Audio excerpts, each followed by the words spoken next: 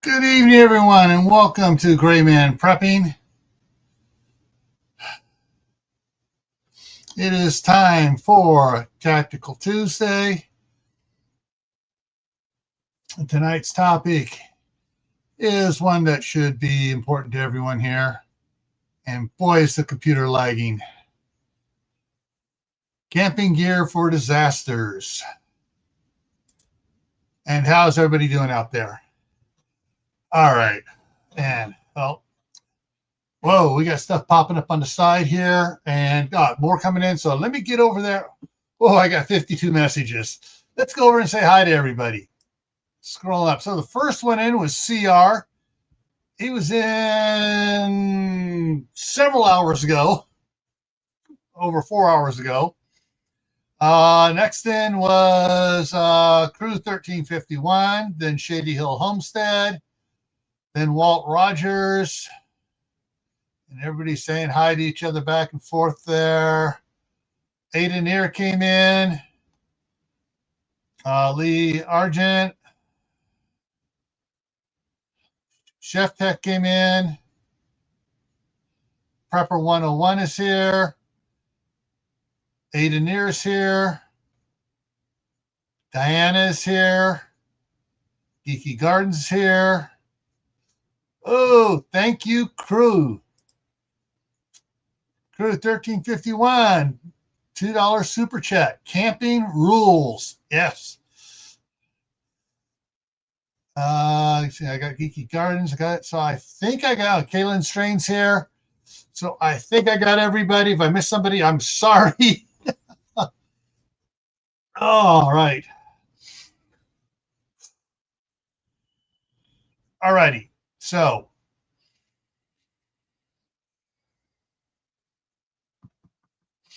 I'm debating whether or not I should bring up some camping experts up here.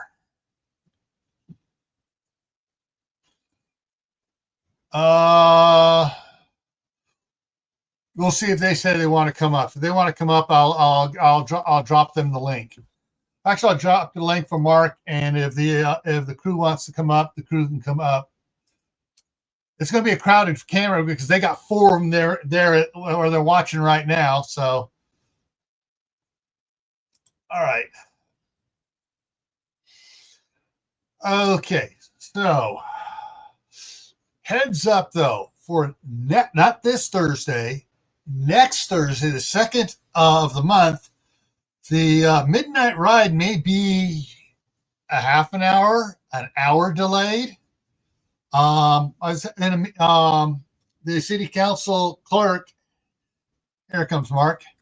The city council clerk came over here today, and we spent about an hour going over the what's going to happen in the city council meeting.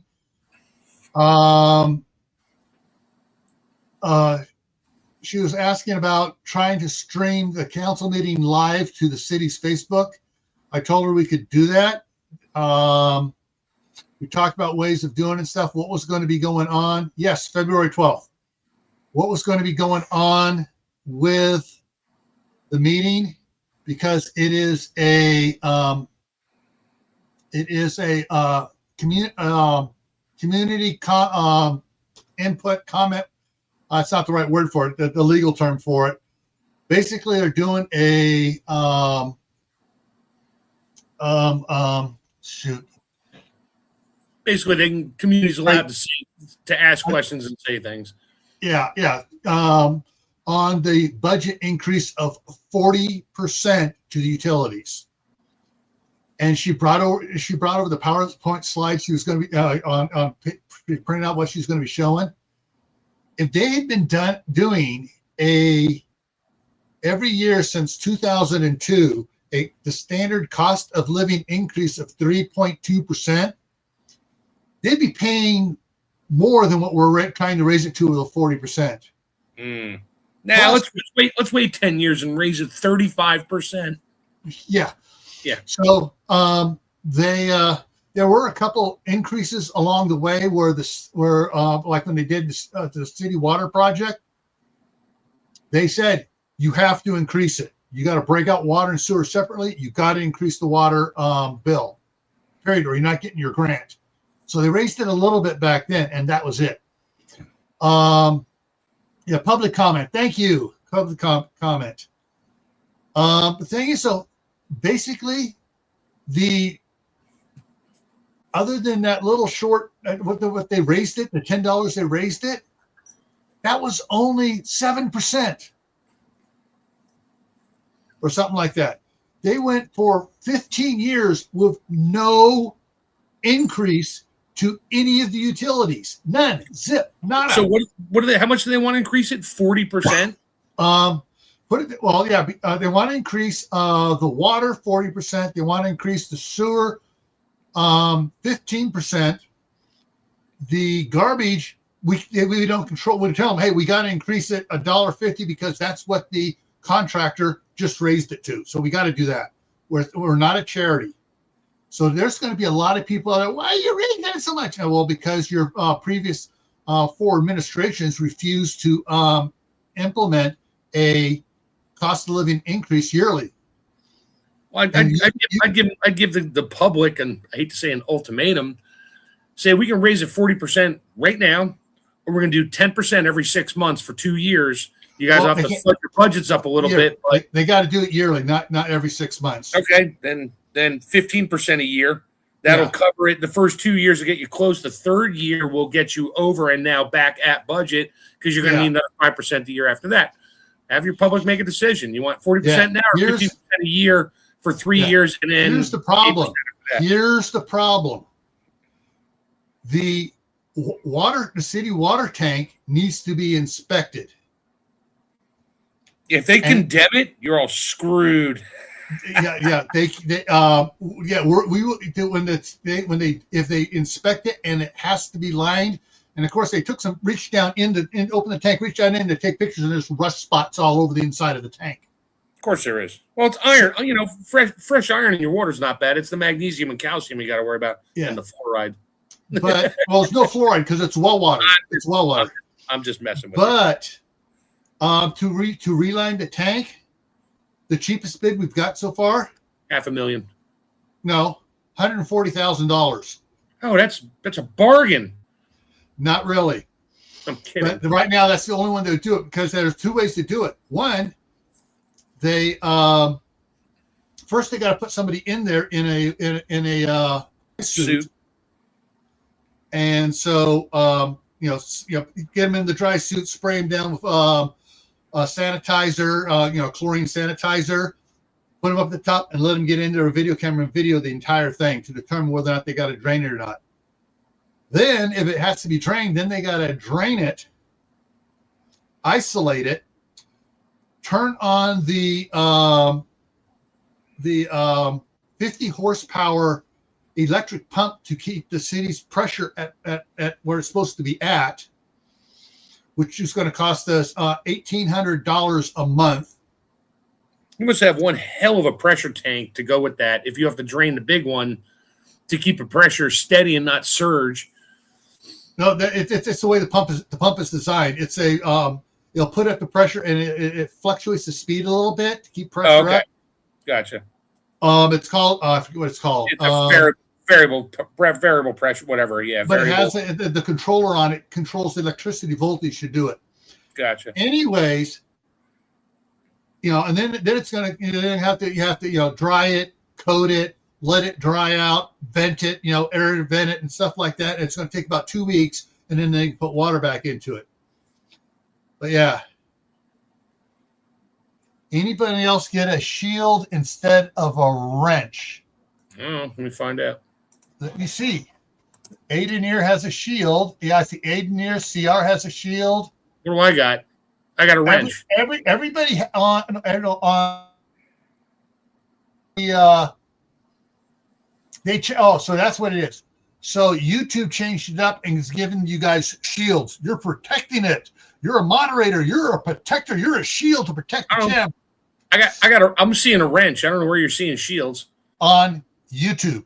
I got YouTube here too. I don't see on StreamYard it shows wrenches. I'm looking at YouTube here. It's showing shields. I've noticed that for about the last week here on it. So, I I don't see a shield on me. I mean, I'm back on YouTube here. Looking, I got Chef Tech wrench, and then I'm crown number 3. I said hi. Yeah. Anyways, I want a shield, man. Give me a shield. Well, you got to upgrade your operating system. My operating system? Yeah, you got to go to Windows 12. Yeah. See me cranking my thumb on with one hand and seeing the finger raise on the other. Yeah, not happening. All right. Anyway, so we're expecting it to go long on the public comment side. So next Thursday, I may be coming in late. So guys, don't freak out. Keep checking it. Just keep it up as you're doing something else. And when I come in, you'll hear me come in and do it. If you're that late, I may not be on. You may be gone. All right. So tonight's topic, camping gear for disasters, is something I've talked about in other live streams, talking about using it and stuff. And so we're going to delve into about why. And the reason why is because I've brought it up is because some people's going, what do I do if a tree falls on my house and I can't live in my house, but I don't want to go stay in a motel? Pitch a tent. Pitch a tent. Got an RV or a travel trailer? Stay in that. You have a detached garage or you got a barn on the property? Pitch your tent in there. And that's what we're going to talk about here. I got a 10 by 16 shed. I can empty that thing out in about 20 minutes. All right. Geeky Garden says all the mods have shields on his screen too, including Mark. Oh, okay. It must be my YouTube update. I don't know. Yeah, you probably have an outdated YouTube that hasn't updated yet. No, I'm on YouTube online. I don't have an app on my computer, but I keep telling my computer to go stick it with the updates. All right, so let's take a look at some stuff. And some of the stuff I'm going to talk about here is going to shatter people's illusions of the size of their tents. So this is that's a 12-man. That's a 12-man tent. Nope, that's listed as an 8-person tent. Yeah, you can sleep more comfortably with your crap in between you. That's about it. That's a 2-person, 2 adults, and 6 children. Yeah. That's nothing else in the tent on the floor except for sleeping bags. Yep. And my wife got a Ozark one from a Walmart on sale 2 years ago now, 2.5 years ago. End of summer on clearance. She got an easy up that she can put up, one person by herself, put up an 8-person tent for $87. Normally $250. And the thing is that she and I used to use a 5-person tent when we would go on scout campouts. We have her cot on one side, my cot on the other side, and all our gear piled in the middle of the floor. And nicely and stuff. We even brought in a little folding table. I'll show that pictures of that later. Inside the tent to put stuff on. I have my CPAP up on there. Have her stuff up on it and stuff. And we had the 5-person tent. We had a rod in the middle, and we had our uniforms, our Scoutmaster uniforms hanging up. So we looked nice and pristine coming out in the morning to meet the troop or the crew. I wish I still had my parents' old tent. It was a Sears tent, blue and yellow, 8-person tent. The bag of poles was about 12 inches in diameter and about 4 feet long. The tent itself went in this giant sack. My mom had to make 2 new ones because they kept going bad. And we carried around a military 8x10 tarp, which is probably still being used somewhere in the world. Yeah. And we throw that down, throw the tent on it. I could set it up myself, but it took me like 45 minutes because you have these different poles and things, and my wife and I used to do it. I wish I had it. That thing was a beast. Yeah. That's one of the things we do with these with the tents, and got the scouts to start doing too, is We went to Harbor Freight, and we got tarps that would go put on the ground underneath the tent. Oh yeah. And then we set the tent up. And then we'd set the tent up, and then we've got a smaller, like on this one here. Ours had a awning out in front as well. Yep. Under the awning, we put another little tarp out there and a small moving blanket from Harbor Freight. So what you do is you walk up there, you take your shoe off, you step on the moving blanket, take the other shoe off, bang the shoes off to the side, set them next to the door of the tent, open up the tent, go inside, take them inside, and put them in the disposable, eco-friendly grocery bag from the store. Yeah, whatever. Yeah, so you're not getting stuff inside the tent, and you're keeping the spiders from crawling into your shoes at night. But yeah, it was it's one of those things. So we did a 5-person tent really was comfortable for a married couple. That was it. And maybe a infant in a bassinet. Yeah. Or I could probably put Oliver in there. Oliver's 5 years old now. He could probably sleep underneath my cot or my wife's cot. Hey, I'll show you those cots. I got those cots in here. We had bunk cots. Yes. Coleman bunk cots. They're aluminum, nylon, and my dad always wanted to be on top. I'm like, no, because he'd come through and crush me in the middle of the night. Yeah. So, yep, he slept on the bottom. I slept on the top. My sister slept on top on the other one. My mom underneath. And, yeah, we had room in the middle for the dog, his bed, and our little Coleman propane heater. The green one with the felt. It was like rock wool in the center with a thing. Uh-huh. Yeah, that was a frightening freaking heater we used, but it worked. Kept us warm. All right, let's look at the chat here. Yeah, people did use the tent in the last winter storm. And CR said, and yes, and Jack has a cool little camper van. It's what he drives up to Idaho, and he'll be, I guess, coming up in May, and to his mom's place up here. And he stops and does videos all along the way, all the stuff he sees. Don't actually peg it down inside, though, just saying. Not sure what he's talking about. Okay, let's see here. Oh, probably if you're putting it up in your house. Yes. Inside. Yes. Inside the garage. Well, I'm going to drive the pegs into the concrete floor. If you're going to do it in the concrete floor, go get a Hilti stud gun. If you're going to do it in the house, just get a hammer and nails. Or you're going to do it out in the barn. Yeah, the barn is usually dirt floor. Just go ahead and peg it down in the dirt floor in the barn. Yeah, if you can get a peg into that 400-year-old compacted clay, good luck. Yeah. All right. When I first moved up here in 2018, when I retired from Homeland Security, I went. I stayed upstairs in the house across the street for the winter. That spring, I went out over here to the Camp World, and got a used 28-foot travel trailer and put it across there. I was sleeping out there for all in the summertime and the fall and spring, and coming in the house sometimes during the winter. But yeah.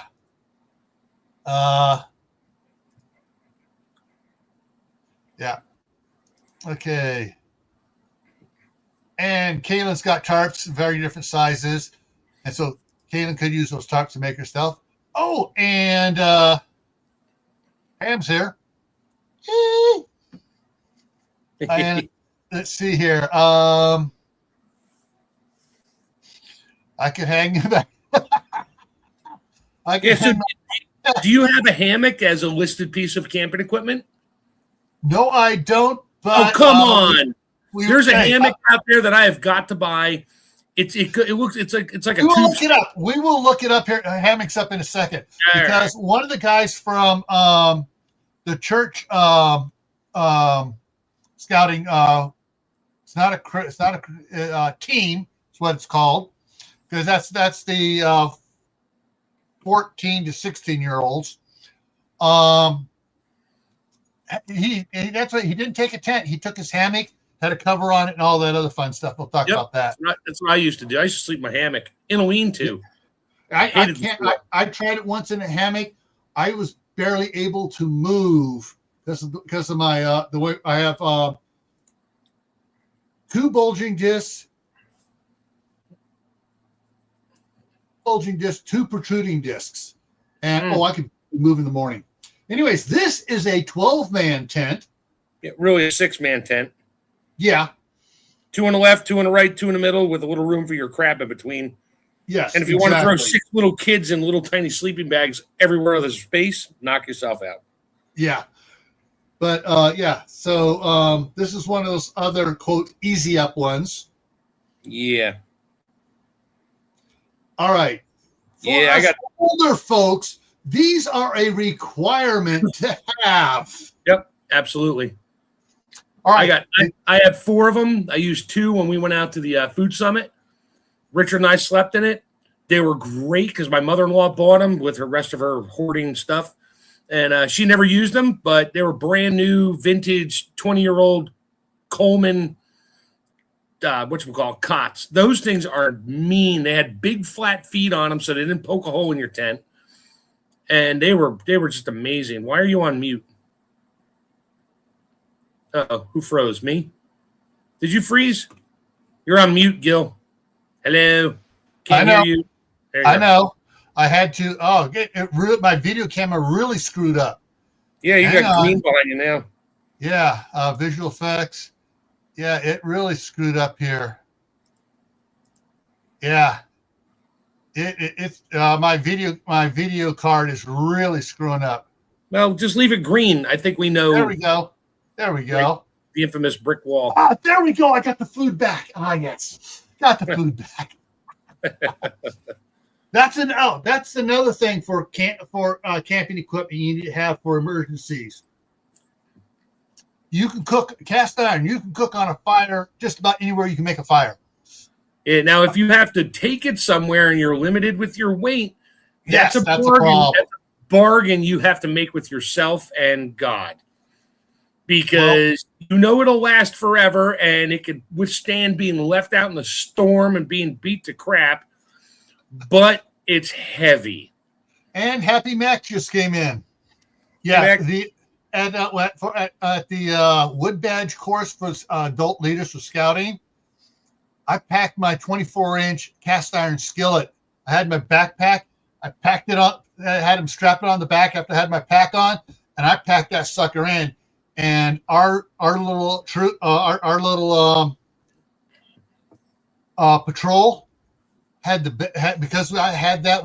We cooked the best meals in that thing down there, and all the other troops of the adults were all like, "Oh, I should have got one of those." Yeah. Anyways. Yeah, they all packed in their little folding Teflon pan with chunks of chemical leaching out in their food. Anyway, sorry. Anyways, all right. So the one on the right here on the bottom, that's the large. That's the one my wife sleeps on. The one on the left, that's the extra large, 38 inches wide.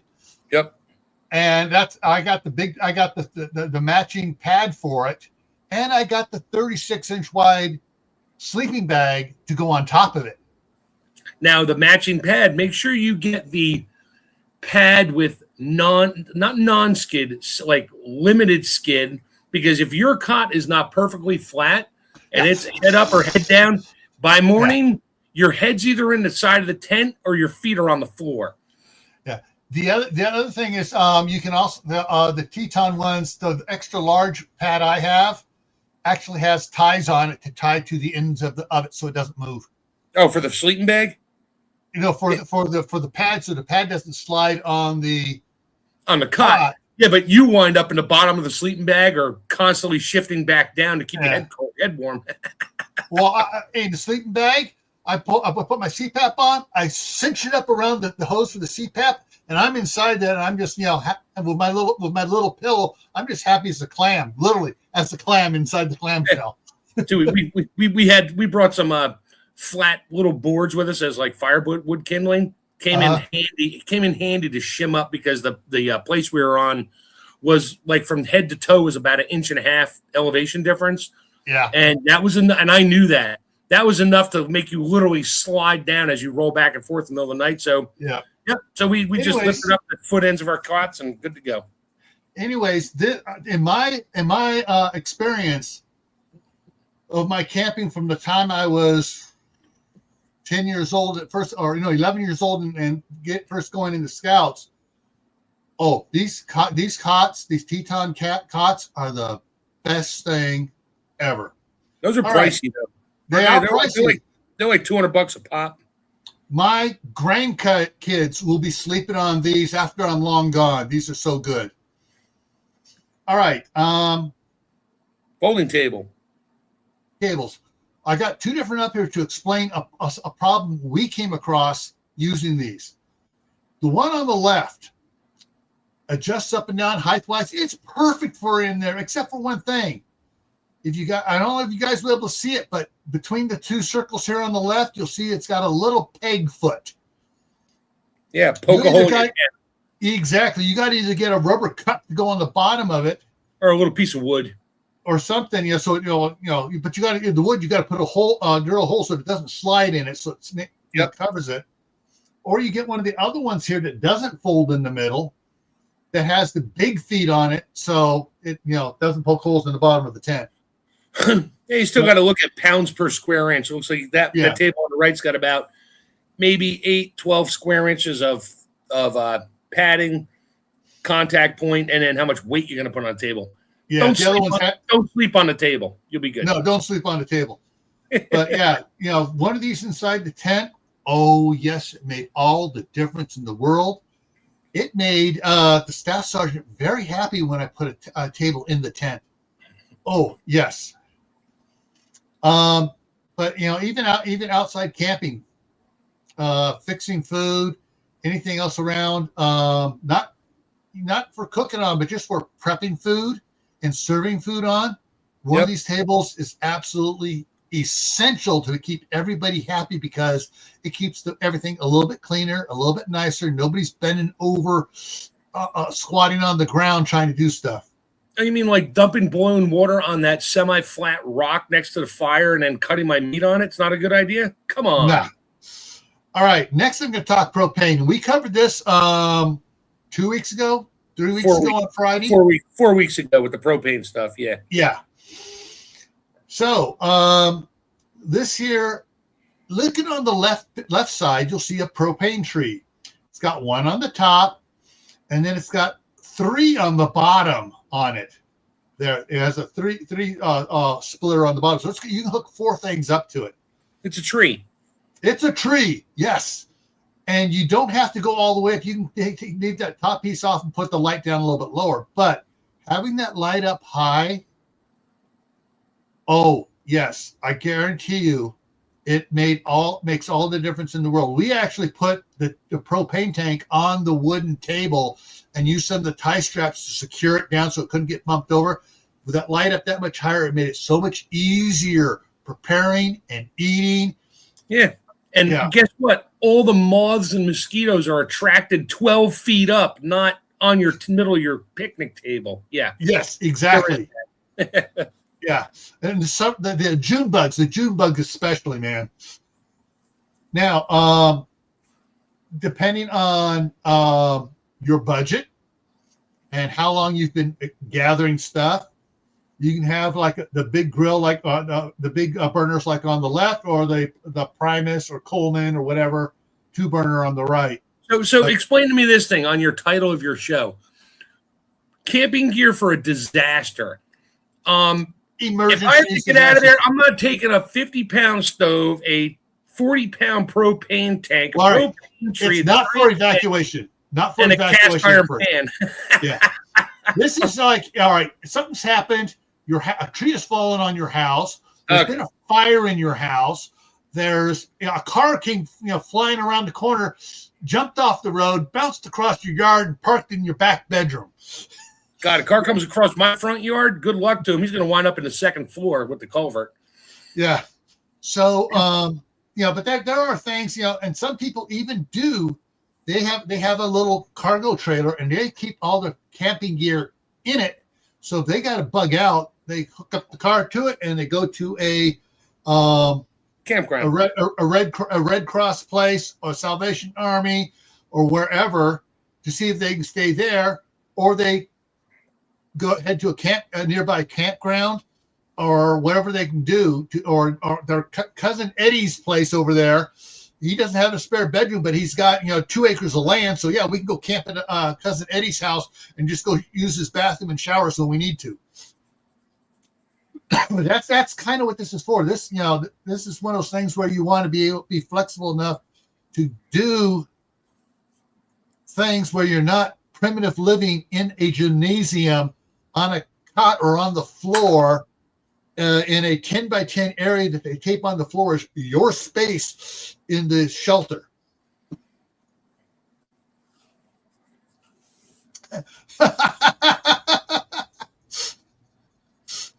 Puts percolator on the stove. Yeah. Our water containers. If you're probably going to take, even if you're taking an empty water container with you to a campsite where they have water available, not in the site, but you got to go over to the public shower house and fill up your water over there. Yeah, having something you can haul the water back to your campsite is a must. And then, of course, there's Mother Nature. 5-gallon bucket with a toilet seat. Yep. With liners, too. Don't forget to get the liners. Well, it's just a garbage bag. No, well, the thing is, the set I got has like a heavy duty contractor's liner bag for it with the chemicals, with the chemical stuff paste put on the inside, so as it's good, it activates and starts deodorizing. And it's like my homemade toilet box at the cabin. Yeah, I have super thick contract. I think they're 5 mil, 6 mil contractor bags. They're brutal. I got like 100 of them out there. I'm good for a few years. And then I keep a bucket next to it of peat moss and not pelletized, just lime, regular garden lime, and I mix it together. And when I'm done doing my thing, I just grab the little broken handled measuring cup that I threw in there and just sprinkle stuff all over it. Smell's gone, and after the end of whatever period of time, I just slide my Rubbermaid tub out, peel the edges of the bag up. This is like 18 inches of extra bag hanging down. It's one of the short, like 10-inch tubs. And peel it up and tie it in a big old knot and double bag it and take it home, throw it in the dumpster. Yeah. Of course, out there in your land, you could probably take it out and dump it out somewhere and run the tractor with the rototiller over it. I could probably actually build an outhouse and all that stuff, but with my water table as high as it is, I don't like the splashback problem. Yeah. That's its own nope. And I don't want to contaminate what's going on and piss off the local constabulary. All right, I do a lot of boondocking and traveling. I'm required to have a bucket and shovel in national forests. Yes. Yep. But I keep a Lugaloo handy. I like prepper. Looks like what my mother-in-law makes her soup in. All right. All right, next one here. All right, one thing we learned, I did the one on the left here, these little foldable military shovel. Yeah. Yeah, but it's got a name for it. Anyways, those are kind of cool as a kid. As an adult, no, we stopped taking those. The first time my wife went as scoutmasters and adult leaders for our kids when they were in Boy Scouts, we had those. Next time we went, we had one of these garden shovels with the D handle. Makes all the difference in the world. Especially when you first get there and you got to clean out the fire pit because it's full of ash and nobody's cleaned it out for the last month and a half of scouts camping there. Yeah. So these things are cool for if you're going to be hiking and stuff. But even hiking, when we hiked in, I wound up just strapping one of these to the back of my backpack and said, "Screw it, I'm taking the shovel because we're going to need it." Man, is that like a full 4 foot long shovel or a 3.5 foot long shovel, or is that one of the mini babies? No, that's one of the that's a full size. So you had a 4 foot shovel, a 20-pound cast iron frying pan. No, that was just for a thing. The cast iron frying pan was only for wood badge, and they had outhouses down there. They had regular flush toilets and stuff. Right. This is out scout camp. The cast iron pan was left in the truck till we got camp set up, and then I sent scouts back to carry it out to bring it out to the campsite. Well, you can always use it as a walking stick. Well, we also used left all the Dutch ovens in the truck until we had camp set up, and then the scouts all went back over there, and they all grabbed stuff and carried it back to the campsite. Oh, good. So, camp shower. We had one to begin with. The first time we went out camping after I got married, we went up to Wolfboro after it was closed for Labor Day. We went up there on Labor Day and camped out for the weekend with my brother and his family. He had one. We had one. We were constantly boiling, not boiling, but heating up water, filling in those and stuff. And so everybody could shower off and de-stinkify, because we were doing a lot of hiking around and messing around up there. And I tell you, these things are nice. You do not let it run all the time, though, when you take a shower. Well, it only holds 2 gallons. It's a 5 gallon. This is a 5 gallon, 20-liter bag. You wet yourself down. You get the soap. You start at the top. You soap yourself down from the top to the bottom. You get the water and you rinse off carefully. And you pray you don't run out of water before all the soap is off you. Yeah, you generally have about a half a gallon of water left when you're done. And then the next person brings over the big pot of water and they start filling it back up for their shower. But yeah, these things here for more than 1 or 2 nights is essential to have. And even 1 or 2 nights, you might be putting a clothespin on your nose on the second night because of the other people in the tent. All right. For those that need it for medical purposes, or those that just want to keep in contact to find out what's with their portable radios and stuff, to find out what's going on, little small ones here that are like, 400, 600 watt little power stations. They have the ones they have as a kit where you can get the fold up panels on it. And the next slide is for Mark. So you can set it up and go. There's the Jackery. There's mine. Well, that's not mine. That's the big one. I don't have the big one. I got my whatchamacallit 1000, which runs my cabin for 2 days. I don't care. Yeah. I put this in here for you with the big panels, and then I realized, crap, I forgot to even think about something. And I thought about it in my books, and I mentioned in my novels and stuff them using these, but I've never thought about it for actually camping or emergency situations. A drone. And extra batteries, so you can see what's going on around you. Okay. If a tree fell on my house and I'm camping in the backyard, yeah, you're not going to need it. I think I can walk around the neighborhood and see what's going on. I don't need a friggin' drone. But if like you have kids that operate the drone and stuff, while you're taking stuff, they can go and take a look at the area around really quick. Yeah, I'm going to spend 3 hours climbing a tree trying to get my drone back out of it because they're going to wreck it every time. Well, but anyway, you go with the older kids, okay? Not the little ones. But like if you got to go evacuate and you're going up, someplace wherever, and you're not sure what. All right, is this a safe area? Wait, send it up.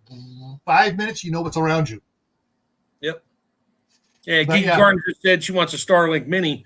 I'm probably going to get one for the cabin so I can work from home at the cabin. Yep. When my wife is home for like 3 days in a row and wants her rest and break, I'm like, fine, I'm at the cabin. I'll just go out there for a whole week. I don't care. Bring the Starlink with me and I can talk to her and work and bring a little flat screen with my laptop out there and throw the extra 4 solar panels on the side of the house and the cabin. And I'm good.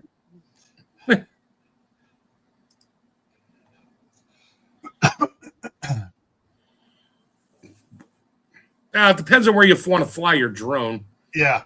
And what kind you got. If you got the big ones, yeah. If you got the little tiny ones that only go up like 100 feet and only have like a 1 mile range, yeah, just don't fly it over an airport. You'll get arrested. Yeah. So, so these are options, because like me, I have a CPAP, and it drives my wife nuts when I don't use the CPAP, because she'll reach over and shake me. You stopped breathing again. Yeah, she gets no sleep. I did that with my wife. Yeah. I don't sleep, but that way she does. All right. I wasn't sure. So Kaylin has this one here. This is what Kaylin has. So, yeah. All right. Next one here. This isn't exactly what my cousin, or not cousin, my nephew, my cousin's son has. This type of trailer, folds out, and that's how he goes camping. His son is older too, so he is. All right, so John was in his senior year when Chris and I got married in '88. So he graduated spring of '89. That's how old he is, and he's like, no, I'm not sleeping on the ground no more. And he has this to go around, folds it up, keeps it in his car. Actually, hang on a second here. No, that's a pull along. You don't keep that in your car. No, I mean, pulls up tiny, stick it in your garage. Yeah. Sorry, I was thinking of doing something real quick for you. I just thought of something here. Where is it? Squirrel moment coming up, people. Squirrel moment. Squirrel. There it is.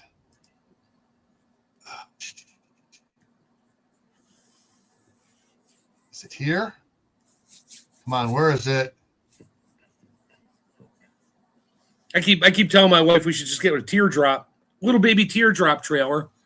And then she's like, oh, they look cool. And then she goes, look at it. She's like, I can't live in that. I'm like, honey, it's for sleeping. You don't spend every waking moment inside your camper. That's why you go camping. Yeah. You sleep in it. It's like a tent. You don't spend all the time in the tent unless it's raining. Right. That's right. It's a tent off the ground. If it's raining at the campground we're at, we're either in the car or in the main lodge doing something else. Okay. It's not going to come up.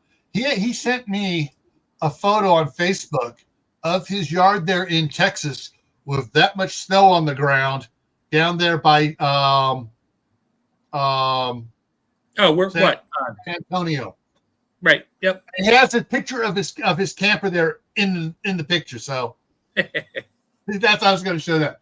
Now, for me and the wife, though, it's like, no, we need something a little. We're in our 60s. I'm almost into my 70s. So we need something a little more comfortable. There you go. There we go.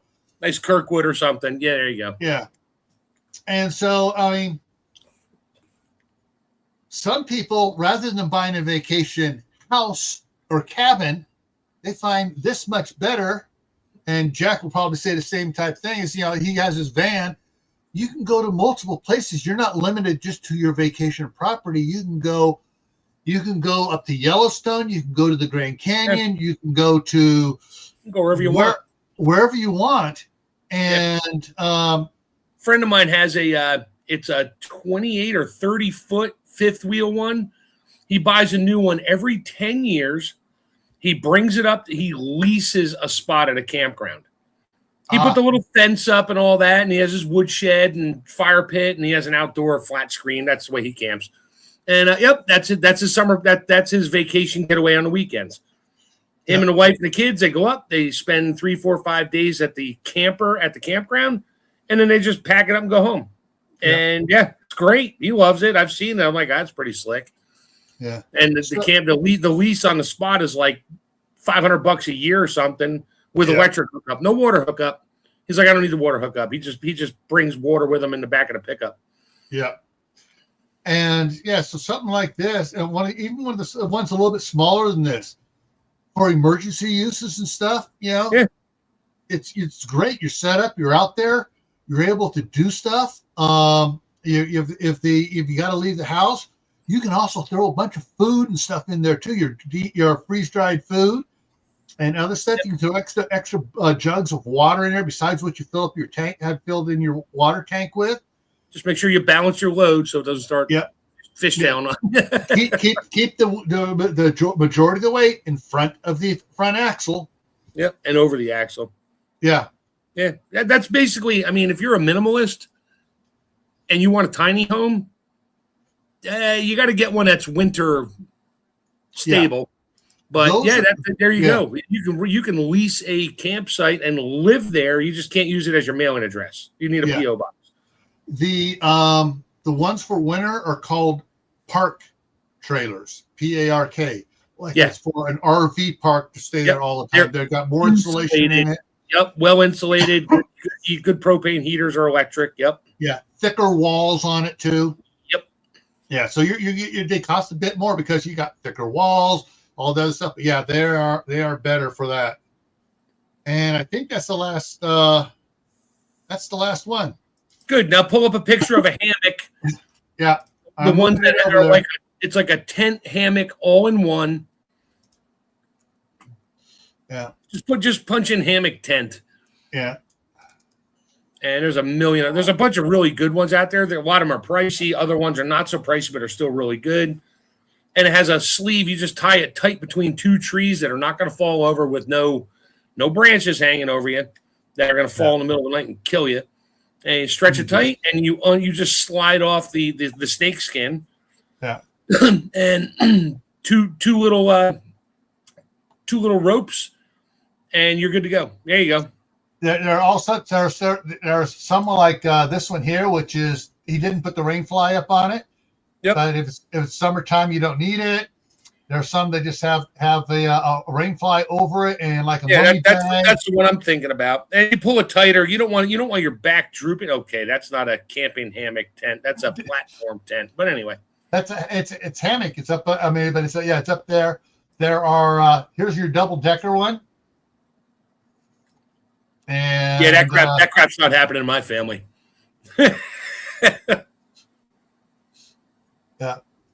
Yeah, the one they're showing there. That one, those are pretty cool because when you're done, you just take your ropes off it, and you just literally slide the snake skin back off of one of the ropes over it, and you just roll it up and shove it in your backpack. It's done. You just can't leave your sleeping bag in there.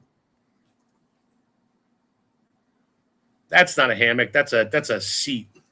That's a hammock seat. Yeah. There you go. That one right there. There you go. That's what I'm looking at.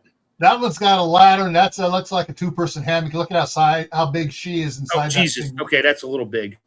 That's for you and the wife to get away from the bears. No, wife is not climbing a ladder. Neither am I. No, not happening. She'll sleep in a cabin. I'll sleep outside. We did that camping every year up in New Hampshire. Yeah. She slept in the cabin with the girls. I slept in my hammock, and it was just the infamous backpacker net hammock. Yeah. And I mean, it folded up tiny, like the size of a softball, but it held my fat butt. Throw my sleeping bag in there, tie myself in like a cocoon so I don't slide out in the middle of the night. And I snored so bad, the neighbors that came in from Canada in a tent, the first night they were there, I was out there. It was a beautiful night. Didn't have to have the tarp over me. I snored so bad overnight. They left. They complained to the camp master who came down and talked to me. I was friends with him. He comes down. He's like, "Did you sleep outside last night?" I was like, "Yeah, why?" He's like, "The people from Quebec left." I was like, "Well, they're from Quebec, so, you know." He laughed. He's like, "Oh, they paid for 2 nights and left and only took one." He's like, "They went to another campground." I was like, "Why?" He's like, "We don't have any other spaces." He's like, "Remind me to not put a tent person next to you anymore. Remind me to put someone in a camper so I don't have to hear you snoring." He wasn't going to kick me out. I don't care. Yeah. That's when I started snoring. Shortly after that is when I started doing the sleep apnea, and that's when my wife made me get a CPAP. Right. Hint. Mm-hmm. But yeah, yes, you know, because she was getting annoying at my snoring, keeping her awake. So CPAP, she's sleeping good. I'm sleeping good. She's starting to snore. She denies it. Oh, yeah. Women always deny it. I don't snore. It's like I had the camera going. Give me that thing. delete footage. Yeah. When she snores, it's a quiet snore. It's a cute, quiet snore. Oh no, my wife is a schnompfer. She's quiet, and then it rattles the cage for 30 seconds, and then she goes back to quiet again. Usually after I put my knee in her back and tell her to roll over. All right. Yeah, so we've covered pretty much everything I wanted covered, but there's probably other equipment, camping equipment. If you want to get it, it's up to you. But I just covered kind of the basics and a few extras. The power stations is a necessity if you have a CPAP. You got to have some way of keeping that CPAP going, just for everybody's peace of mind. But yeah, there are other things that I didn't include in here. All the different type of lanterns you can get. I've done a lot of different camping videos on both channels. So, well, I guess it all depends on your reason for camping during a disaster and where. Yeah. So if you're thinking like a tree's going to fall on your house, okay, well, number one, get rid of that 4-foot oak tree that's 3 feet from your bedroom, because it's probably going to crush your house and cause you money in insurance. So what do you really need? Okay, you already have it in the house, so you can bring the pots and pans out. If you have a grill, you can cook on your grill as long as it didn't get crushed. Neighbors will help you out if it's not a regional disaster, if it's just a localized your neighborhood or your town. I'm sure not everybody's going to get destroyed, and you have friends you can help you out. Yeah. But where you're going to sleep, either a hotel or in your backyard. If you have a backyard, if you're in an apartment, well, okay, sorry, Kaylin, you're going to a hotel. Yeah, there's I thought there was I'm looking at the pictures again. Nope, I guess not. I thought I had a picture up that had a picture of there was a cooler in it there, but yeah, the coolers, that's a whole nother subject. Yep. Oh, CR just made me think of something. So when we went to New Hampshire, like every year for like 14 years, we rented the caboose. It was great. It was a caboose. They brought in, it was on rails. The girls slept in one end, me and the wife slept in the other end because I slept in the hammock. They didn't have water in the caboose, but they had a water spigot on a tree in the site. And I knew this from the previous year. When you're going to a campground, you're drinking water out of the spigot, it tastes like black plastic because that's what they use to run the water. Well, the second year, I went to Home Depot or Lowe's or Heckinger's, whoever it was at the time, bought a little tiny water filter, got the adapters to hook it to a garden hose, and then put my little hose on that coming out the other end. So it filtered out that crappy plastic flavor, which now I know was microplastics. But anyway, filtered out. So I had this little tiny filter that hooked on a garden hose, and it gave me good flow. It was just enough to fill up my water buckets and my pots and pans and do whatever. And so maybe a little water filter that hooks to a garden hose or some kind of a water filter. Here, hang on. RV hose LT.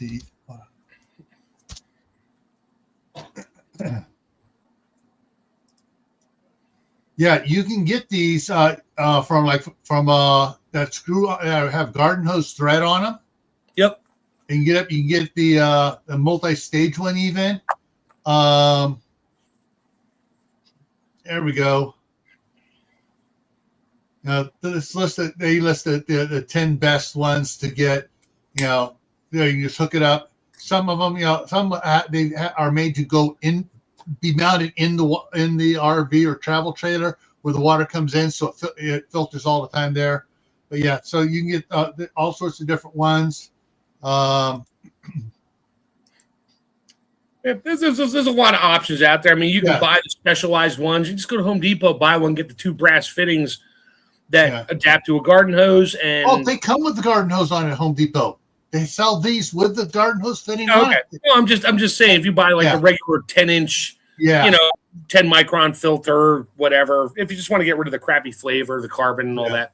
So, hey, real quick. So, Diana, i3V, I have figured it out. So, Diana 2.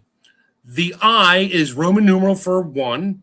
You put the I before a number, it's the one before it, like IV is 4. So I3 is 2. However, 3V, V is the Roman numeral, 3 before 5 is also 2. Gotcha. Figured it out. Prove me wrong. I guarantee that's it. It just occurred to me. I'm like, Roman numerals, holy crap. I3 and 3V. Yeah. Yep, Berkey. There you go. Yeah. Where was that one? CR said metal water container, water filter. Yeah. Yeah. Ways to heat, cool. Best way to heat or cool. Heating. Well, if you're in a tent, I don't think you want to go at a campfire like some of the AI pictures show a campfire in the tent with the woman sitting outside. I've seen those pictures. They're funny. Yeah. When it comes to if you're in a tent, the only thing I would can give any sort of recommendation for is you get the little buddy, the little one that screws on the little 1 pound propane thing. You put it in there because it has an oxygen sensor on it and it'll shut off. You put it in there before you go to bed, heat everything up. You go in, you turn it off, and set it outside so it doesn't fall over and the hot grate on it melt. Burn a hole in your nylon bottom. Yeah. Yeah. And then your everything, all your gear in there, everything's been warmed up and you're good to go. That's one way. If you're in a travel trailer, most travel trailers and RVs have a propane heater. If you don't have any sort of heater, but you got that the bigger Opus or Jackery with the 300-watt panel and stuff, you get the little and you got plenty with the extra battery on and stuff. For some reason, you got all that crap out there. You can get yourself a little 300-watt heater, plug it in there, electric heater, and that'll heat your tent up too. But you got to put any board. Like I said, you don't want to have it anywhere we can accidentally get knocked over and the front of it touch the nylon. If you're really desperate, just make sure if you're using rocks, they're not river rocks that are wet all the time. Make sure they're dry, good granite. Put them next to the fire for a couple hours. Put your gloves on, put them on top of something that's not going to melt, and put it underneath your cot. It'll warm your bed right up, just like they had back in the 1800s with those metal pans where you throw the coals in there and stick it under your bed warmer. Yeah. Warm the bed up from underneath. Okay. My EcoFlow AC heater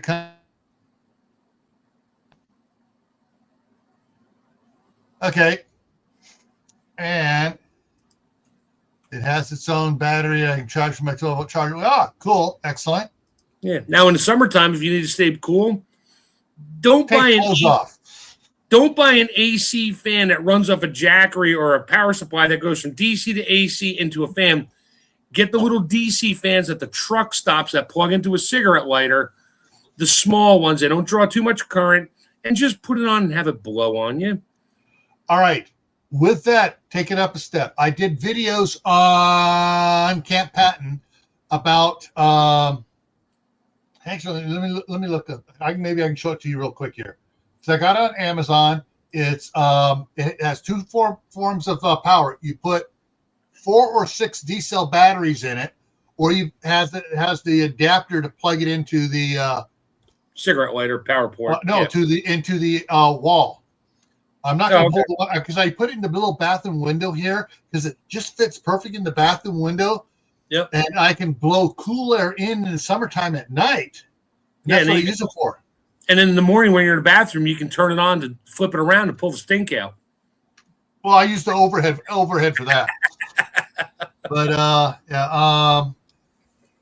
man, let's see what it comes up here. I'm looking for something here. Nope. So if you want to find some really cool ideas and maybe buy some stuff, I'm not selling anything, and you need 12-volt accessory stuff. Go to a big truck stop that has a big truck store. You wouldn't believe the 12-volt things they have in there, from fans to cooling units to little heaters to just like that. You name it, it's a truck stop. They got it. You walk around being like, how didn't I know this? All right. So this is I have two of these, one in the master bathroom and one in the Jack and Jill bathroom. The hallway bathroom does not have a window that opens. But come on, show. Dang, it's not showing the back of it. Dang it. Not showing the back of it. No. Yeah, it does. All right. So right here in the back, this is battery compartment where the D-cell batteries fit into it. And then on the side over here on the side is where it has the port for the power to plug into it. There you go. And this just trying to see what it says, how many there are. You get either white or you get the black and gray.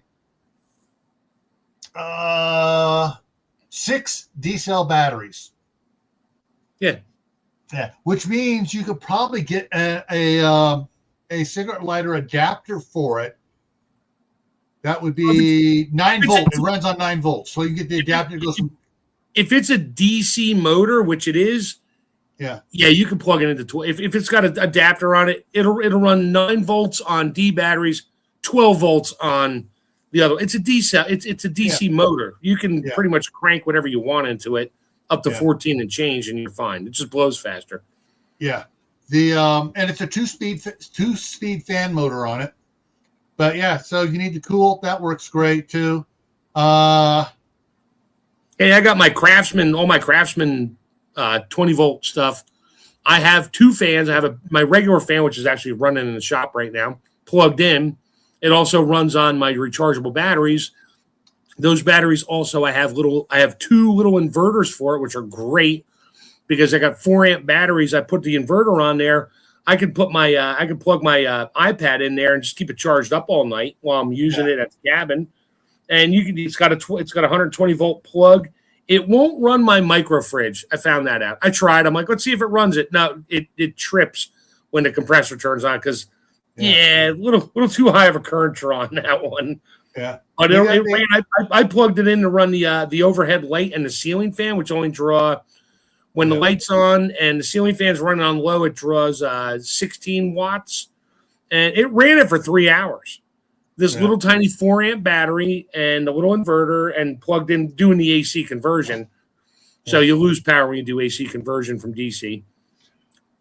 Right. Okay. So, all right. We just went over a bit. So anyways, Craftsman makes the fans, Ryobi, Bosch, Porter Cable. They all make, port fan units to go on there, and DeWalt and all the rest of them to go on there.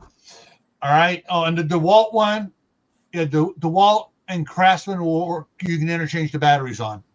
The 20 volt ones, because they are my son tried it because they're manufactured at the same plant, they're wired the same, and he goes. So I can stick a DeWalt battery in my Craftsman power stuff, or put a Craftsman battery on a DeWalt item. Both. Okay, I'll have to check that out next time I go to Lowe's. The 20 volt, there. I'll have to look at it, check it. Yeah, because my son was showing me. He goes, "Look at this crap," and he got a DeWalt charger, which is the exact same charger as a Craftsman one, but less. All right, coming up here, we have Thursday night midnight ride, regular time this week. Next week it's going to be a little bit later, and it's going to be at least a half hour later, because I can't believe that the community people that show up aren't going to cry for hours and hours. Yeah. Anyways, yeah. Why you raising our stuff? It should never go up. Yeah, right. Anyways, tell you what, let's raise your property taxes 40%. We'll leave the water alone. What? I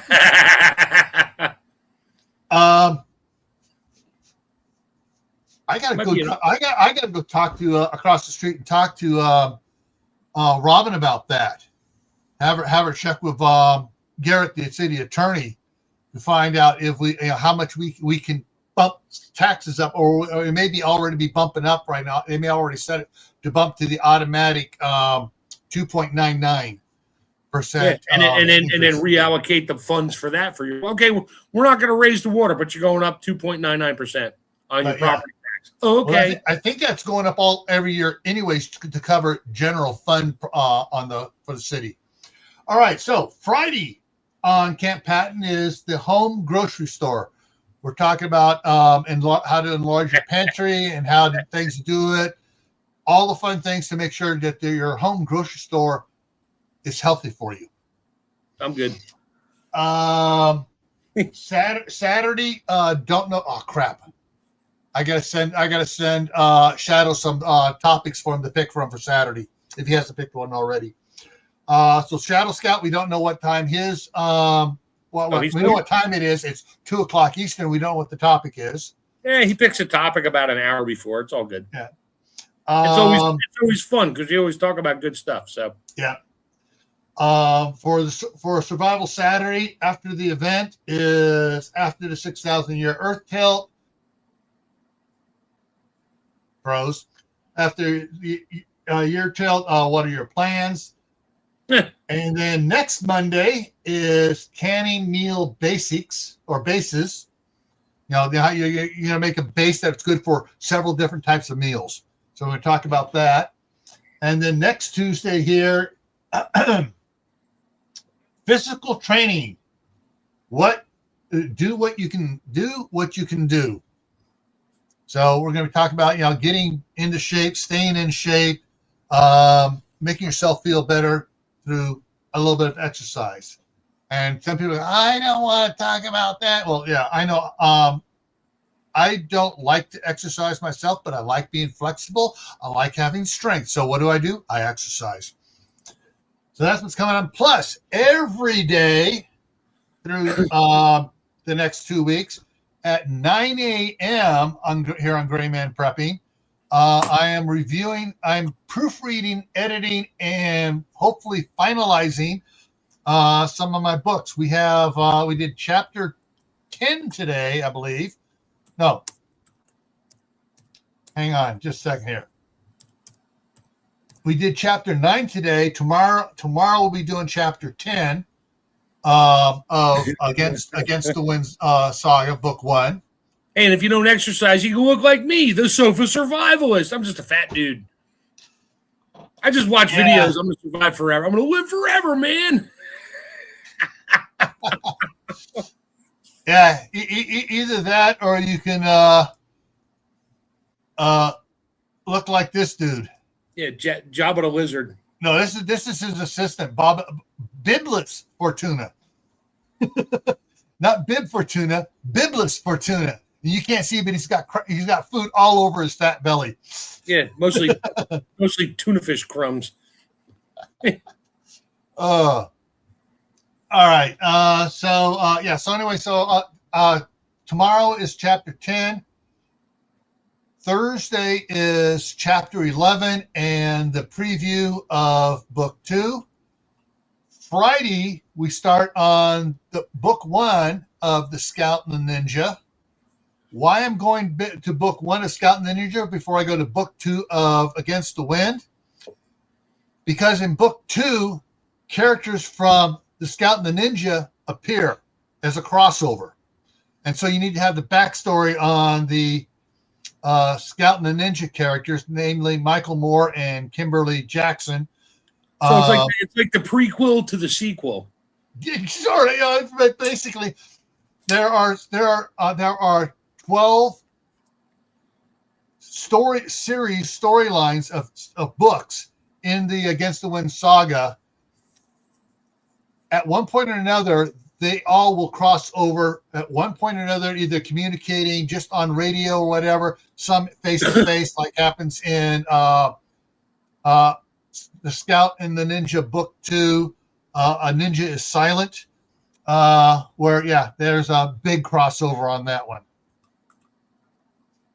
And so, but I'm not going to give out the spoiler other than that starting on Friday, prepare to cry when you hear the books. Okay. So Diana Walt, never Walt, do not put anything in the chat. Walt, keep your mouth shut. Walt has actually read the books. So Diana 2 never quantified my theory. I think I3-3V. She'd have to check with YouTube because YouTube assigned that to her. Did they really? Oh, maybe Yes. maybe that's why. AI is kind of weird like that. Let's mix numbers in Greek and Roman numerals and things together and see what happens. Yeah. But anyways, yeah, Walt has picked on me, and a couple of guys I used to work with, I've sent the book to them for them to preview, have gotten mad at me because the Scout and the Ninja is action adventure and unaliving bad guys and stuff too, but it's a love story too. Sorry guys, I had to do it. It made the story so much better. So anyways, that's what's coming up here for the next week or so. And hopefully I'll see some of you guys tomorrow morning at 9 Mountain Time. That's 11 o'clock Eastern Time. So, yeah, for my book reviews, it's 11 o'clock Eastern Time, 9 Mountain Time. All right? So remember, as always, stay happy no matter what life throws at you, even if it is spam in a frying pan. Or a fat dude sitting on a bench. Stay safe. Don't go out and do anything foolish like trying to run a marathon without training for it first. And keep adding to your preps: water, food, medicine, clothing. Seed catalogs are coming out, so start planning your spring garden. All right, everyone. See you around. Have a good night. Buy Band-Aids.